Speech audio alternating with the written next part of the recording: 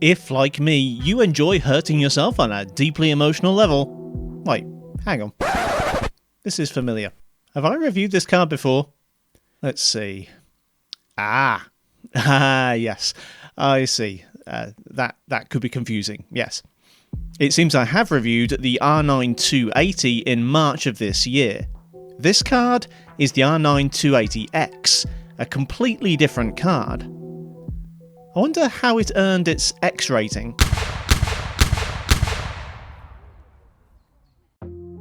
In the aforementioned video, I managed to completely balls up the history of the R9 280. That card was essentially a rebrand of the earlier HD 7950, a first generation GCN card from AMD with 1792 shader units. It is not a rebrand of the Radeon HD 7970. That honour lies with the R9 280X, the fully unlocked 2048 core monster that lies before me today. This card cost me £90, which seems a bit excessive to me, but is about par for the course these days. Bear in mind before you part with your hard-earned money though that some games like Assassin's Creed Valhalla simply won't run on GCN 1 cards, and that as this card recently lost driver support from AMD, there may be more compatibility issues in the future. As is my wont, I'm testing out this card on the Iceberg RPG PC, a roughly £325 gaming PC built to represent the most average of specs out there. Starting with a weird one. As I found in my R9 270 testing, Watch Dogs Legion seems to run better on this generation of cards using DX11 than in DX12. With the R9 280X, however, I couldn't get the benchmark to run in DX12 at all. Weird. Possibly a driver issue or some other bug. Regardless, the frame rates here are similar at 1080 medium as the 270 scored at 720 low. Averages were around about 40 FPS, though lows dipped into the teens. Dropping resolution may actually get the game to a 60 FPS average.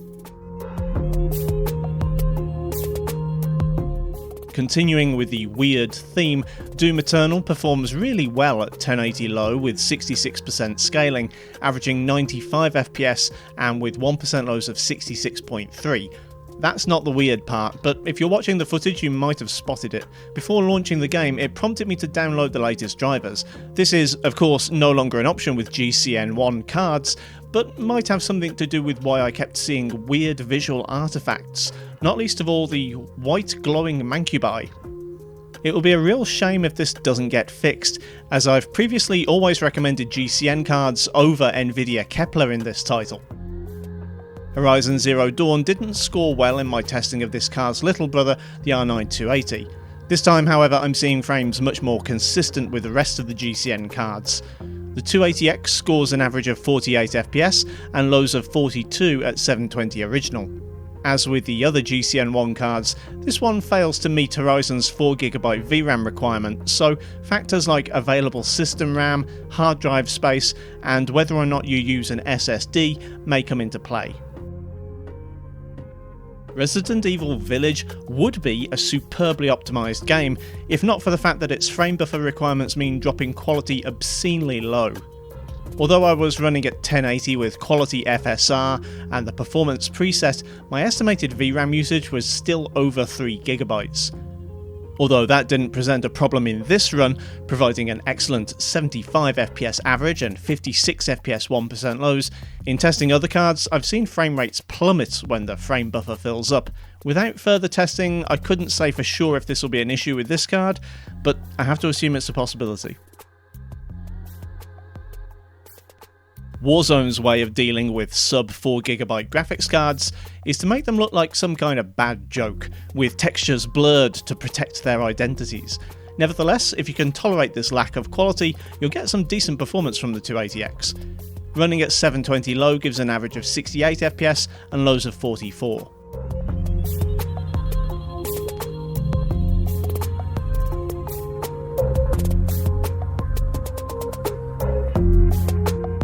Apex Legends plays superbly on the R9 280X, with 1080 low and medium textures being sufficient for a 60 FPS plus experience.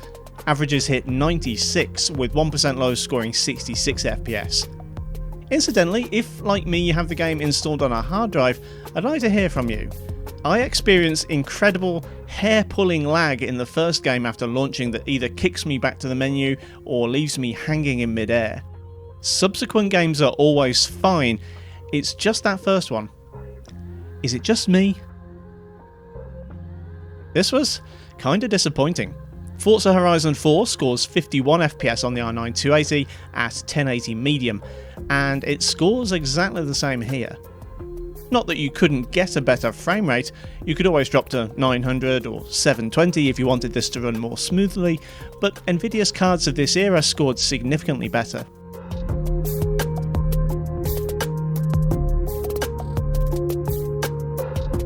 Fortnite also didn't impress me here. 1080 competitive settings scored 98 FPS with lows of 55. This is less than the 280, though of course that card was benchmarked about 9 months ago, and live service games don't tend to improve in performance over time, especially on older hardware.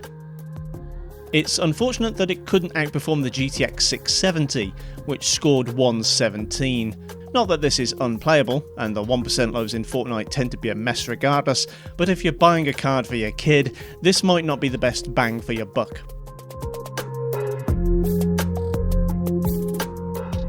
Cyberpunk performed in line with what I'd expect considering the performance of the 270 and 270X, with 720 low benchmarks coming in at 42 FPS with lows of 24.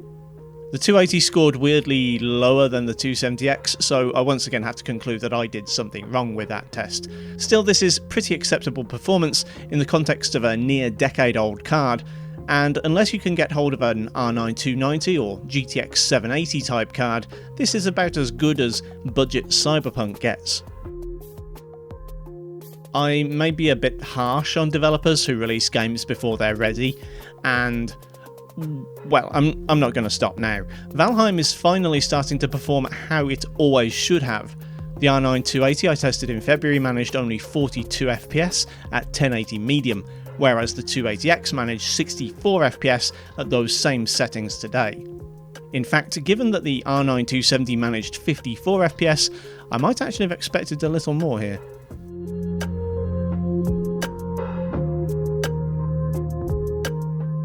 Genshin Impact is basically impossible to properly benchmark since it doesn't allow playing over 60 FPS, but if you wanted to play at max settings at 1080, this card can definitely do the job. 1% lows dipped to 52, though I've come to suspect these hitches in gameplay are from streaming data and could probably be avoided by running the game from an SSD. The cracks are showing in GCN 1s sooner than I'd expected. The weird issues have started already, with Doom Eternal's glitches being especially disappointing. Along with these glitches, the lack of full DX12 support, driver updates and VRAM mean that this card probably isn't long for this world. It's one to pick up only as a stopgap for those intending to splash out on something better in the near future, and current owners of 280Xs, or the virtually identical HD 7970, should maybe have their eye on an upgrade now.